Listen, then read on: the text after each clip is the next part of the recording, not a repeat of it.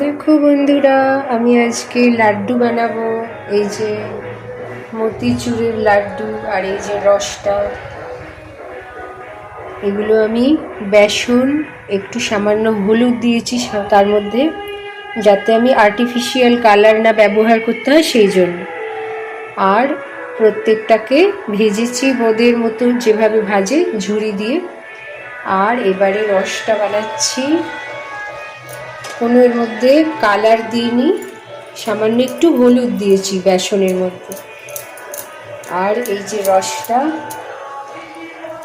এর মধ্যে এবার এটা ঢেলে দেবো, দিয়ে লাড্ডু বানাবো। সবাই দেখুন বন্ধুরা, সবাই ভালো থাকবেন।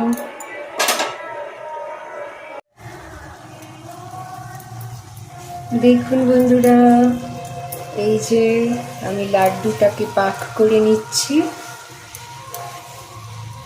এর মধ্যে একটু সামান্য ঘিও দিয়েছি, চিনির রস, আর ওই বোঁদে যেগুলো ভেজেছি সেগুলো দিয়েছি।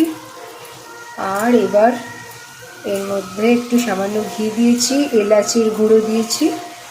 এলাচটাকে থেতো করে গুঁড়ো করে দিয়ে দিয়েছি আর কি। আর এবারে আমি বন্ধ করে দেবো গ্যাসটাকে। এই যে আমার পাক হয়ে গেছে। এবার লাড্ডুটা পাকাবো, হাত সওয়া মতো হয়ে গেলে তখন, তারপরে আপনাদের সবাইকে দেখাবো।